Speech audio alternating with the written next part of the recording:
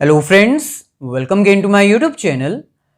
आज की इस वीडियो में हम बात करेंगे कंसोलिडेशन ऑफ फाइनेंशियल स्टेटमेंट के फर्स्ट पार्ट के बारे में। कंसोलिडेशन ऑफ फाइनेंशियल स्टेटमेंट के इस फर्स्ट पार्ट में आज हम फाइंड आउट करेंगे कि आखिरकार कंसोलिडेशन ऑफ फाइनेंशियल स्टेटमेंट्स होती क्या है और इसकी जरूरत क्या है। कंसोलिडेशन ऑफ फाइनेंशियल स्टेटमेंट्स में होल्डिंग और सब्सिडरी कंपनीज कौन सी होती हैं, उनका मीनिंग क्या है, होल्डिंग और सब्सिडरी कंपनीज के बीच में बेसिक डिफरेंस क्या है, सब्सिडरी कंपनीज कितने तरह की होती हैं और एक होल्डिंग कंपनी को कंसोलिडेटेड फाइनेंशियल स्टेटमेंट्स बनाते समय कौन कौन सी लीगल रिक्वायरमेंट्स पूरी करनी पड़ती हैं। ये सारे टॉपिक्स हम अंडरस्टैंड करेंगे, लेकिन सबसे पहले हम स्टार्ट करते हैं अपने इंट्रोडक्शन से और पता लगाते हैं कि आखिरकार कंसोलिडेटेड फाइनेंशियल स्टेटमेंट्स क्या होती हैं, इनको क्यों प्रिपेयर किया जाता है, होल्डिंग और सब्सिडरी कंपनीज का मीनिंग क्या है। ये है हमारे पास इंट्रोडक्शन में consolidated financial statement, holding company और सब्सिडरी कंपनी के मीनिंग को अंडरस्टैंड करने के लिए ये हमारे पास एक छोटी सी एग्जांपल है। मान लीजिए एक इकोनॉमी में 5 डिफरेंट कंपनीज एग्जिस्ट करती हैं, company A, B, C, D and Z. अब ये डिफरेंट कंपनीज जो हैं वो अपने डिफरेंट फाइनेंशियल स्टेटमेंट्स प्रिपेयर करेंगी। यानी कंपनी ए अपनी फाइनेंशियल स्टेटमेंट प्रिपेयर करेगी जिसमें कि trading account, profit and loss account, balance sheet, cash flow statement and different statements include की जाती हैं। Similarly company B, C, D और जेड सभी कंपनीज अपनी अपनी फाइनेंशियल स्टेटमेंट्स प्रिपेयर करेंगी और इन स्टेटमेंट्स को हम कहते हैं स्टैंड अलोन स्टेटमेंट्स। यानी हर कंपनी अपने शेयर होल्डर्स को, अपने ओनर्स को अपनी फाइनेंशियल स्टेटमेंट्स प्रोवाइड करेगी और इन फाइनेंशियल स्टेटमेंट्स को हम कहते हैं स्टैंड अलोन स्टेटमेंट। अब मान लीजिए कंपनी ए ने कंपनी बी को एक्वायर कर लिया, यानी कंपनी ए ने कंपनी बी के 100% शेयर्स एक्वायर कर लिए। सिमिलरली कंपनी ए ने कंपनी सी में 75% शेयर्स एक्वायर कर लिए और कंपनी ए ने कंपनी डी में 25% शेयर्स एक्वायर कर लिए। इन दैट सिचुएशन कंपनी ए एक पेरेंट कंपनी कहलाएगी और कंपनी बी एक डॉटर कंपनी कहलाएगी। जैसे पेरेंट्स और चिल्ड्रंस के बीच में एक रिलेशन होता है, सिमिलरली इन कंपनीज के बीच में अब पेरेंट और चिल्ड्रंस का एक रिलेशन एग्जिस्ट करता है। कंपनी ए एक पेरेंट कंपनी है, कंपनी बी, सी एक डॉटर कंपनी है क्योंकि कंपनी ए ने मैक्सिमम शेयर्स एक्वायर कर लिए हैं। कंपनी बी एक तरह से सब्सिडरी कंपनी कहलाएगी और कंपनी ए एक तरह से होल्डिंग कंपनी कहलाएगी। अब यहां पर आपको कॉन्सेप्ट की क्लैरिटी हो जानी चाहिए, होल्डिंग कंपनी और सब्सिडरी कंपनीज क्या होती हैं। होल्डिंग कंपनी एक तरह से पेरेंट कंपनी कहलाती है जो कि किसी दूसरी कंपनी में 50% से ज्यादा शेयर्स एक्वायर कर चुकी है। जैसे कि यहां पर कंपनी ए एक तरह से होल्डिंग कंपनी कहलाएगी या फिर इसको पेरेंट कंपनी भी कहा जा सकता है, जबकि कंपनी बी एक तरह से सब्सिडरी कंपनी कहलाएगी या फिर डॉटर कंपनी कहलाएगी क्योंकि कंपनी ए ने maximum shares, full shares company B के एक्वायर कर लिए हैं। सिमिलरली कंपनी ए ने कंपनी सी के 75% शेयर्स एक्वायर कर लिए हैं, यानी out of 100% 70% voting power and 70% decision making power जो है वो कंपनी ए के पास आ चुकी है। कंपनी ए एक होल्डिंग कंपनी है या फिर कह लीजिए पेरेंट कंपनी है और कंपनी सी एक तरह से सब्सिडरी कंपनी है। सिमिलरली अगर हम कंपनी डी की बात करें तो कंपनी ए और कंपनी डी के बीच में पेरेंट और डॉटर का रिलेशन एग्जिस्ट नहीं करता क्योंकि होल्डिंग और सब्सिडरी का रिलेशन वही एग्जिस्ट करेगा जहां पर 50% या उससे ज्यादा के शेयर्स एक्वायर किए जाएंगे। अब कंपनी ए ने कंपनी बी के 100% शेयर्स एक्वायर कर लिए, यानी सारे शेयर्स कंपनी ए के पास हैं। अब यहां पर कंपनी सी के सारे शेयर्स तो ए के पास नहीं है, लेकिन 50% से ज्यादा शेयर्स ए के पास हैं। यहां पर भी होल्डिंग और सब्सिडरी का रिलेशन एग्जिस्ट करता है, लेकिन यहां पर होल्डिंग और सब्सिडरी का रिलेशन एग्जिस्ट नहीं करता। अब क्योंकि कंपनी ए ने बी और सी के मैक्सिमम शेयर्स एक्वायर कर लिए हैं, तो कंपनी ए के जितने भी शेयर होल्डर्स हैं, कंपनी ए के जितने भी शेयर होल्डर्स हैं, वो सारे डिमांड करेंगे कि हमें स्टैंड अलोन फाइनेंशियल स्टेटमेंट नहीं, एक ऐसी फाइनेंशियल स्टेटमेंट चाहिए जिसमें ए, बी और सी तीनों के एसेट्स, लायबिलिटीज, जो भी प्रॉफिट्स और लॉसेस हैं, जो भी इनकम्स और एक्सपेंसेस हैं, वो कंबाइन डिस्क्लोज किए जा सके। सो उसी को हम कहते हैं कंसोलिडेटेड फाइनेंशियल स्टेटमेंट। सो यहां पर आपको अब कॉन्सेप्ट क्लैरिटी हो जानी चाहिए। जितनी भी कंपनीज हैं मार्केट में, वो अपनी अपनी फाइनेंशियल स्टेटमेंट्स प्रिपेयर करती हैं। फाइनेंशियल स्टेटमेंट में profit and loss, balance sheet, cash flow statement and other statements जितनी भी आती हैं, वो सारी कंपनीज अपनी अपनी प्रिपेयर करती हैं। लेकिन जब एक कंपनी किसी दूसरी कंपनी के 50% या उससे ज्यादा शेयर्स एक्वायर कर लेती है, जब दो कंपनीज के बीच में पेरेंट और डॉटर का रिलेशन एग्जिस्ट करता है, होल्डिंग और सब्सिडरी का रिलेशन एग्जिस्ट करता है, इन दैट सिचुएशन होल्डिंग कंपनी या फिर कह लीजिए पेरेंट कंपनी के जो शेयर होल्डर्स होते हैं, वो स्टैंड अलोन स्टेटमेंट को नहीं देखते। उनको एक ऐसी स्टेटमेंट चाहिए जिसके थ्रू वो फाइनल ओवरव्यू कर सकें, वो फाइनली ये देख सकें कि जितनी भी हमारी एसोसिएट कंपनीज हैं, जितनी भी हमारी सब्सिडरी कंपनीज हैं, वो कैसा परफॉर्म कर रही हैं, वहां पर प्रॉफिट एंड लॉसेस की क्या सिचुएशन है, वहां पर बैलेंस शीट में एसेट्स और लायबिलिटीज कितनी एग्जिस्ट करती हैं। सो कंसोलिडेटेड फाइनेंशियल स्टेटमेंट एक तरह से कंबाइंड स्टेटमेंट्स होती हैं, जहां पर कंसोलिडेटेड बैलेंस शीट्स और consolidated profit and loss statements prepare किए जाते हैं। ये स्टेटमेंट्स तभी प्रिपेयर की जाती हैं जब कंपनीज के बीच में पेरेंट और डॉटर का रिलेशन एग्जिस्ट करता है। सो फर्स्ट सिचुएशन में कंपनी ए और बी के बीच में होल्डिंग और सब्सिडरी का रिलेशन एग्जिस्ट करता है। यहां पर company B wholly owned subsidiary company कहलाएगी। होल्ली ओन्ड इसलिए क्योंकि कंपनी ए ने कंपनी बी के सारे ही शेयर्स एक्वायर कर लिए। ऐसे ही अगर हम सेकेंड सिचुएशन की बात करें, तो सेकेंड सिचुएशन में कंपनी ए ने कंपनी सी के सारे शेयर्स एक्वायर नहीं किए, लेकिन मैक्सिमम शेयर्स एक्वायर कर लिए हैं, जो कि 50% से ज्यादा है। इसको हम कहेंगे पार्टली ओन्ड सब्सिडरी कंपनी। और यहां पर अगर हम बात करें थर्ड सिचुएशन की, तो यहां पर होल्डिंग और सब्सिडरी का रिलेशन एग्जिस्ट नहीं करता।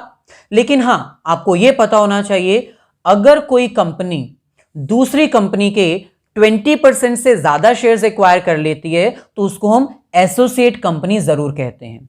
सो कंपनी डी एक तरह से सब्सिडरी कंपनी तो नहीं है, लेकिन एसोसिएट कंपनी जरूर है। सिमिलरली अगर हम बात करें इस फोर्थ सिचुएशन की, इस फोर्थ सिचुएशन में मान लो कंपनी बी ने कंपनी जेड के 100% शेयर्स एक्वायर कर लिए। In that situation company B parent company नहीं कहलाएगी। पेरेंट कंपनी तो कंपनी ए ही कहलाएगी, क्योंकि ए ने बी के शेयर्स एक्वायर किए, बी ने जेड के एक्वायर किए। इन द मीन टाइम जो पेरेंट कंपनी है वो कंपनी ए ही कहलाएगी। So subsidiaries subsidiary company will be the subsidiary of parent company only. यानी जो सब्सिडरी की सब्सिडरी कंपनी है वो सब्सिडरी पेरेंट की भी कहलाएगी। यानी इसका एक तरह से डायरेक्ट रिलेशन है जेड के साथ।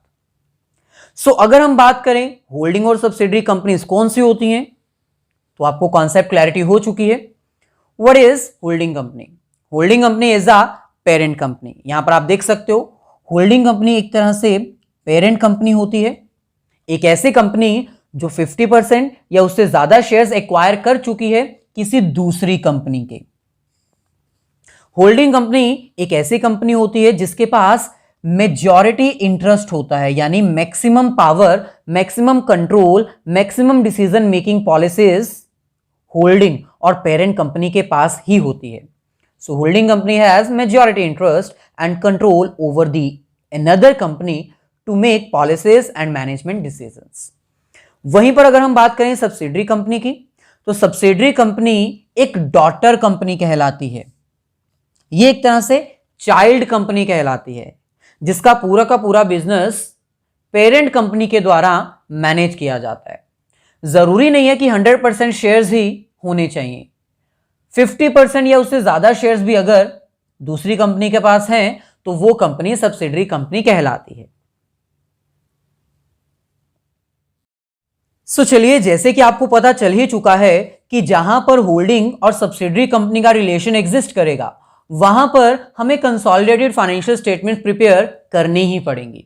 सो चलिए अब हम पता लगाते हैं कि आखिरकार कंसोलिडेटेड फाइनेंशियल स्टेटमेंट्स क्या होती हैं। बेसिकली कंसोलिडेटेड फाइनेंशियल स्टेटमेंट्स कुछ ऐसी स्टेटमेंट्स होती है जहां पर होल्डिंग कंपनी और सब्सिडरी कंपनीज की बैलेंस शीट और प्रॉफिट एंड लॉस स्टेटमेंट को क्लब किया जाता है, कंबाइन किया जाता है। यानी अगर होल्डिंग और सब्सिडरी कंपनी का रिलेशन एग्जिस्ट करता है तो वहां पर होल्डिंग कंपनी के जो शेयर होल्डर्स हैं वो कंबाइंड स्टेटमेंट की डिमांड करेंगे और वहां पर हमें कंसोलिडेटेड फाइनेंशियल स्टेटमेंट प्रिपेयर करनी पड़ेगी।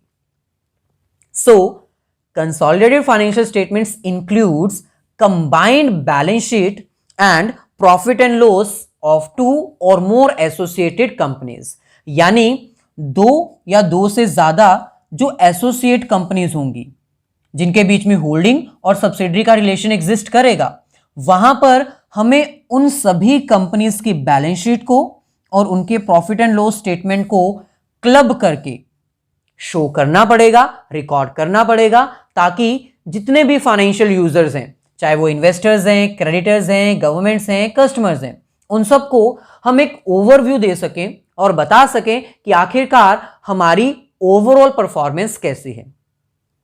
सो in short consolidated financial statements कुछ ऐसे स्टेटमेंट्स हैं जहां पर हमें होल्डिंग और सब्सिडरी कंपनीज की जो भी फाइनेंशियल इंफॉर्मेशन है उनको क्लब करना पड़ता है। So individual statement of parent company plus individual statement of daughter company, यानी जो स्टैंड अलोन स्टेटमेंट्स हैं होल्डिंग कंपनी की और सब्सिडरी कंपनी की, इन दोनों कंपनीज की स्टैंड अलोन स्टेटमेंट्स को जब हम क्लब कर देते हैं तब हमारे पास जो स्टेटमेंट आती है उसको हम कहते हैं कंसोलिडेटेड फाइनेंशियल स्टेटमेंट्स। बेसिकली इन कंसोलिडेटेड फाइनेंशियल स्टेटमेंट्स में हमें 2 ही चीजों को कंसोलिडेट करना होता है। पहले नंबर पे आता है बैलेंस शीट और दूसरे नंबर पे आता है प्रॉफिट एंड लॉस स्टेटमेंट। यानी होल्डिंग कंपनी की जो बैलेंस शीट है और जो सब्सिडरी कंपनी की बैलेंस शीट है उसको क्लब किया जाता है, और जो होल्डिंग कंपनी की प्रॉफिट एंड लॉस स्टेटमेंट है और जो सब्सिडरी कंपनी की प्रॉफिट एंड लॉस स्टेटमेंट है उसको भी क्लब किया जाता है। इसको हम कहते हैं कंसोलिडेटेड बैलेंस शीट और इसको हम कहते हैं consolidated profit and loss statement. Next हमारे पास है need of consolidated financial statement. जैसे कि मैंने अभी आपको एक्सप्लेन किया, जहां पर होल्डिंग और सब्सिडरी कंपनीज का रिलेशन एग्जिस्ट करेगा वहां पर होल्डिंग कंपनी के शेयर होल्डर्स एक कंबाइंड स्टेटमेंट की डिमांड करेंगे, क्योंकि जो शेयर होल्डर्स होते हैं, जो ओनर्स होते हैं, उनको फाइनल पोजीशन के बारे में जानकारी रखना जरूरी होता है।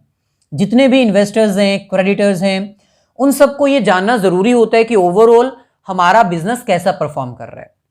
सो इसलिए अकाउंटिंग स्टैंडर्ड 21 के अकॉर्डिंग जहां पर भी होल्डिंग और सब्सिडरी का रिलेशन एग्जिस्ट करेगा वहां पर यह कंपल्सरी हो जाएगा होल्डिंग कंपनी के लिए, पेरेंट कंपनी के लिए, कि उनको फाइनेंशियल स्टेटमेंट्स को क्लब करना है, कंबाइंड फाइनेंशियल स्टेटमेंट्स बनानी है, ताकि वो एक डेप्थ में ओवरव्यू दे सकें अपने फाइनेंशियल यूजर्स को, अकाउंटिंग यूजर्स को।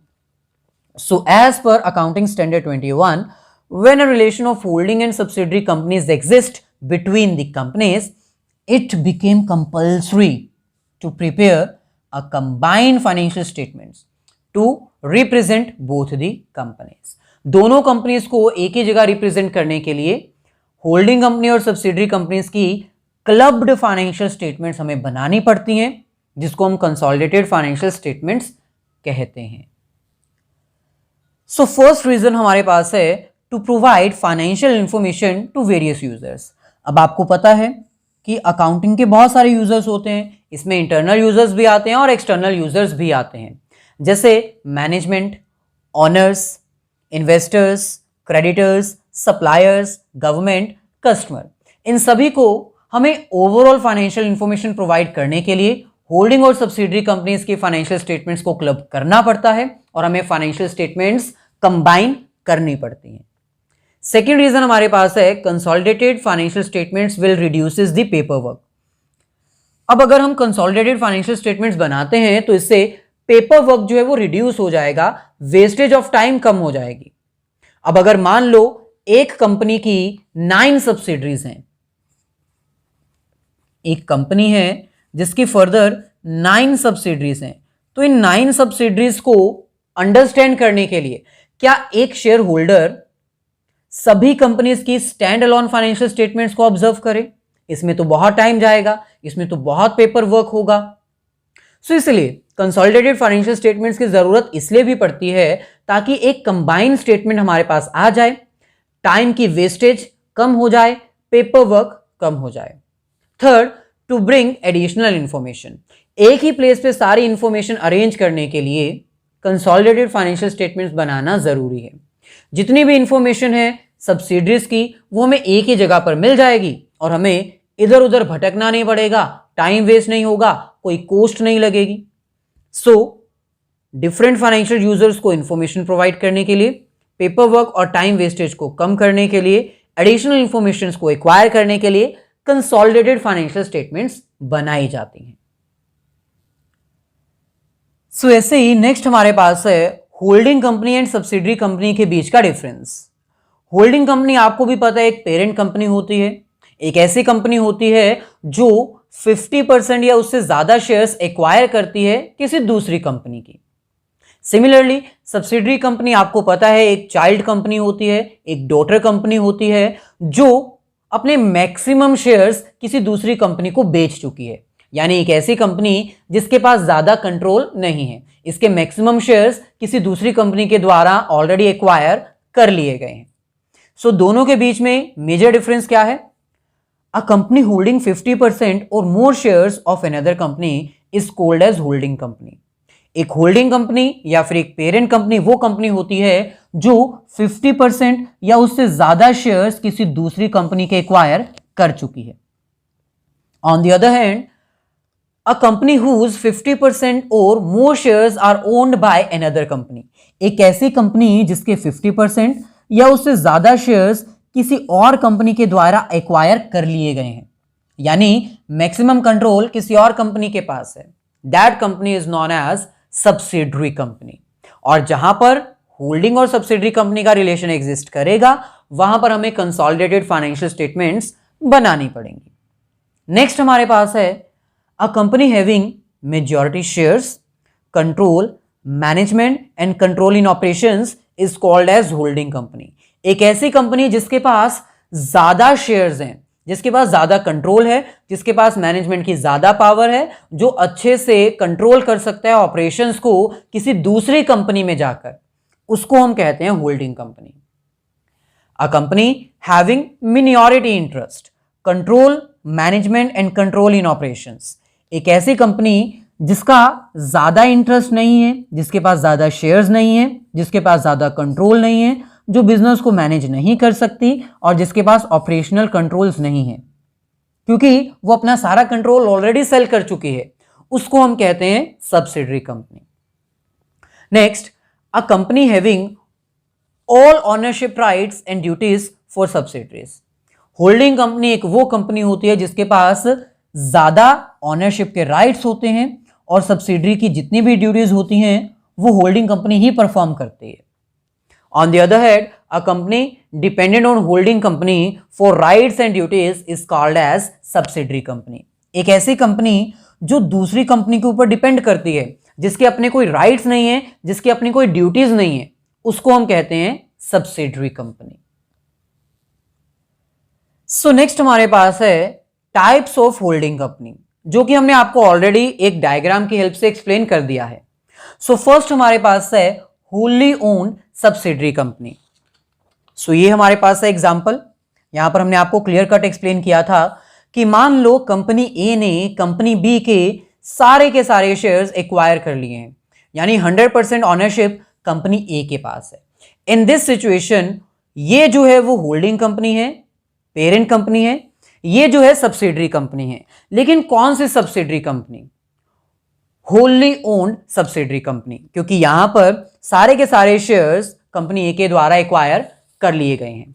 सो यहां पर आप देख सकते हो wholly owned subsidiary company, a company in which all the shares with voting rights are owned by the holding company. एक ऐसी कंपनी जिसमें सारे के सारे shares along with the voting rights holding company ने एक्वायर कर लिए हैं, यानी 100% ऑनरशिप जो है वो होल्डिंग कंपनी के पास आ चुकी है, उसको हम कहते हैं होली ओन्ड सब्सिडरी कंपनी।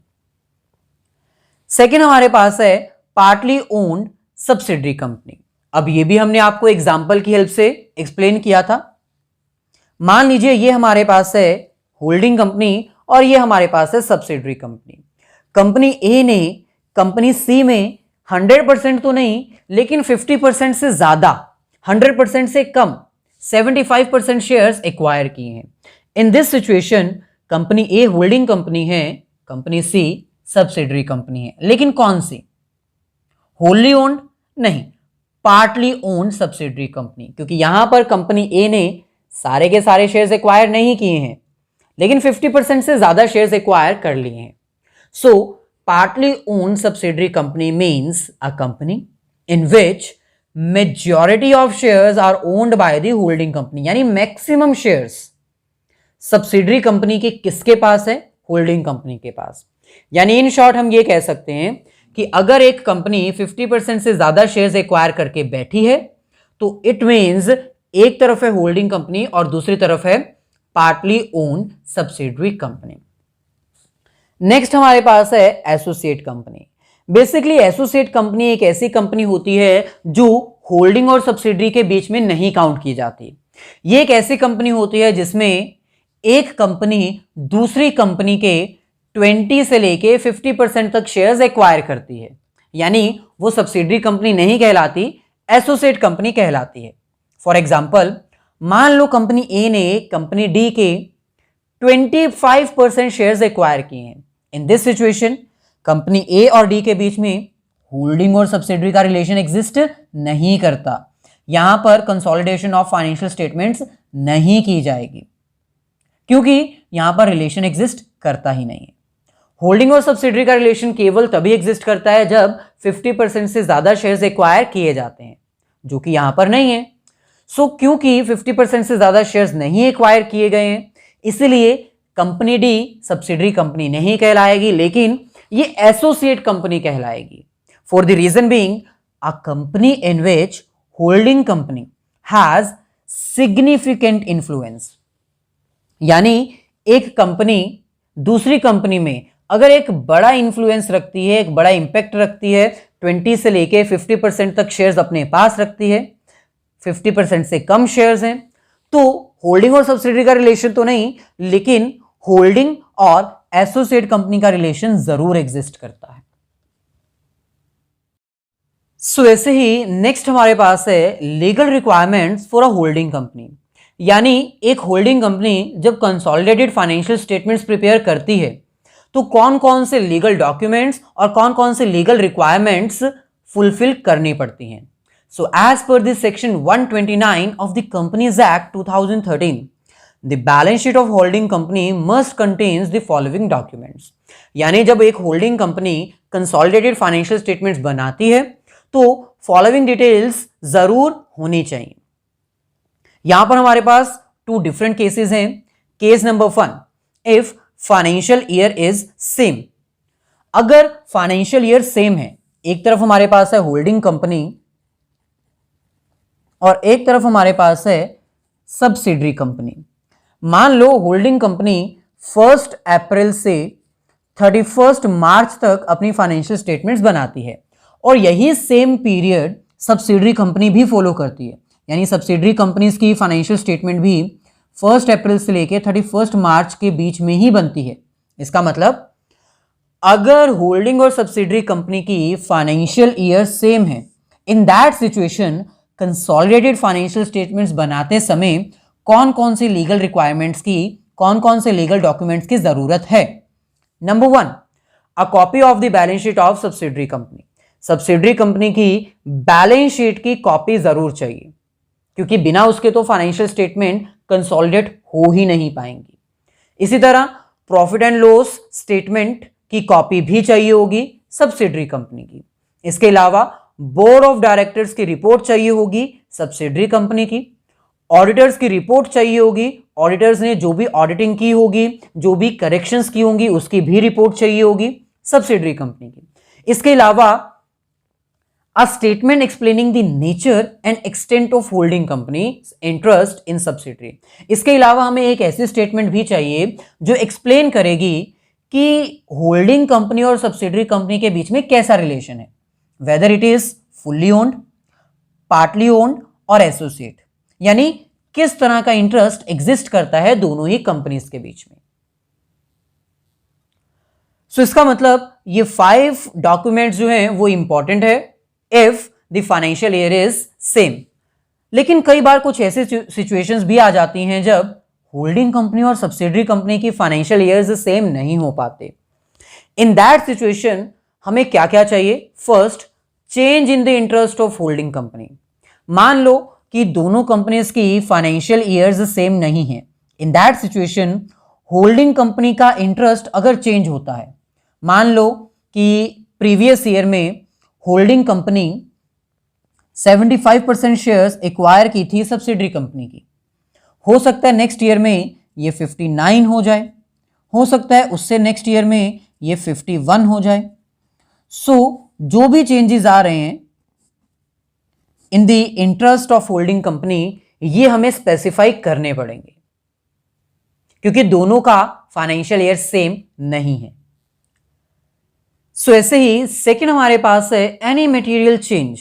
अगर कोई भी चेंजेस आते हैं, जैसे सब्सिडरी की फिक्स्ड एसेट्स की अमाउंट में, एक्विजिशन में, बाइंग और सेलिंग में कोई चेंजेस आए हैं, सब्सिडरी ने ड्यूरिंग दैट पीरियड इन्वेस्टमेंट्स अपनी बाय और सेल की है, किसी से उधार लिया है या उधार दिया है, अगर कोई भी मटेरियल चेंज आता है ड्यूरिंग दैट पीरियड तो वो भी हमें स्पेसिफाई करना पड़ेगा, क्योंकि दोनों कंपनीज के फाइनेंशियल ईयर सेम नहीं है। नेक्स्ट हमारे पास है सम डिसीजंस ऑफ केसेस, यानी यहां पर कुछ इंपॉर्टेंट डिसीजंस हैं, कुछ इंपॉर्टेंट डिस्कशंस हैं जिसके बारे में आपको पता होना चाहिए। Number 1, a holding company is not liable for paying dues और सब्सिडरी कंपनी। हमें पता है कि होल्डिंग और सब्सिडरी कंपनीज के बीच में एक रिलेशन एग्जिस्ट करता है। होल्डिंग कंपनी पेरेंट कंपनी कहलाती है, सब्सिडरी कंपनी एक डॉटर कंपनी कहलाती है, लेकिन इसका मतलब ये नहीं है कि होल्डिंग कंपनी जो है वो लायबल होगी सब्सिडरी कंपनीज की लायबिलिटीज पे करने के लिए। लायबिलिटीज की पेमेंट जो है वो सब्सिडरी कंपनी अपने बिहाफ पर ही पे करेगी। Second, workman of subsidiary companies are not workman of holding company. Subsidiary company में जितने भी इंप्लॉयज, जितने भी वर्कमैन काम कर रहे हैं वो सब्सिडरी कंपनी के ही इंप्लॉयज कहलाएंगे, होल्डिंग कंपनी के नहीं। Third point, holding company is not liable to pay any dues at the time of winding up of subsidiary। अगर सब्सिडरी को वाइंड अप किया जाता है, लिक्विडेट किया जाता है या फिर सब्सिडरी को सेल कर दिया जाता है, इन दैट सिचुएशन होल्डिंग कंपनी बिल्कुल भी लायबल नहीं है कि वो सब्सिडरी कंपनीज की लायबिलिटीज पे करे। सो ऐसे ही फोर्थ हमारे पास है a holding company is not to be penalised for violating foreign exchange provisions done by subsidiary. अगर सब्सिडरी इंपोर्ट और एक्सपोर्ट के बिजनेस में इन्वॉल्व है, जिसके कारण उसको फॉरेन एक्सचेंज प्रोविजंस फॉलो करनी पड़ती हैं, और अगर subsidiary company foreign exchange provisions follow नहीं करती तो इसकी पेनाल्टी सब्सिडरी को ही पे करनी पड़ेगी। इसकी पेनाल्टी होल्डिंग कंपनी के ऊपर लायबल नहीं की जा सकती। नेक्स्ट हमारे पास है fifth point, holding in subsidiary companies are independent legal entities. आपको पता होना चाहिए कि होल्डिंग कंपनी और subsidiary companies independent legal entities हैं, दोनों सेपरेट ट्रीट की जाती हैं, दोनों को कभी भी एक साथ जोड़कर नहीं देखा जा सकता। यानी हर बार हमें होल्डिंग कंपनी और सब्सिडरी कंपनी को क्लब नहीं करना है, हमें इनकी बैलेंस शीट जो प्रॉफिट एंड लॉस है सिर्फ उन्हीं को क्लब करना है ताकि ओवरव्यू मिल सके। कंसोलिडेट करने का मतलब यह नहीं है कि सब्सिडरी कंपनीज की सारी गलतियों के लिए होल्डिंग कंपनी लायबल होगी। नेक्स्ट हमारे पास है स्मॉल शेयर होल्डर और मिनॉरिटी शेयर होल्डर्स। यहां पर आपको पता होना चाहिए स्मॉल शेयर होल्डर्स वो शेयर होल्डर्स होते हैं जिनके पास ओवरऑल कंपनी में से टोटल शेयर्स की वैल्यू 20,000 या उससे कम की होती है। जैसे मान लो एक कंपनी में टोटल शेयर वैल्यू है 5 लाख, लेकिन आपने उस कंपनी में 20,000 इन्वेस्ट किए हैं या इससे कम इन्वेस्ट किए हैं, तो आप शेयर होल्डर तो हो लेकिन आप एक स्मॉल शेयर होल्डर हो। वहीं पर मिनॉरिटी शेयर होल्डर्स कौन से होते हैं? ऐसे शेयर होल्डर्स जो 50% से लेस शेयर्स एक्वायर करते हैं। जैसे फॉर एग्जांपल मान लो कंपनी ए ने कंपनी बी में 80% शेयर्स एक्वायर किए हैं, तो यह कहलाएगा मेजॉरिटी इंटरेस्ट या फिर मेजॉरिटी शेयर होल्डर्स, क्योंकि मैक्सिमम शेयर्स ए के पास है। वहीं पर बाकी के जो 20% शेयर्स हैं वो पब्लिक के पास हैं। पब्लिक में किसके पास है ये नहीं पता है, लेकिन पब्लिक के पास है, आम जनता के पास है, किसी दूसरे पर्सन के पास है। तो क्योंकि उसके पास कम शेयर्स हैं, इसके पास ज्यादा वोटिंग राइट नहीं है, इसके पास ज्यादा कंट्रोल नहीं है, इसलिए इन शेयर होल्डर्स को कंबाइनली क्या कहा जाएगा? Minority share holders. So a share holder holding less than 50% shares in a company is called as minority share holders. एक और एग्जांपल दे देते हैं। मान लीजिए कंपनी ए ने कंपनी सी में इन्वेस्टमेंट की है, शेयर्स एक्वायर किए हैं 55%। तो ये 55% क्योंकि मैक्सिमम शेयर्स कंपनी सी के ए के पास हैं, तो ये कहलाएगा मेजॉरिटी शेयर होल्डर।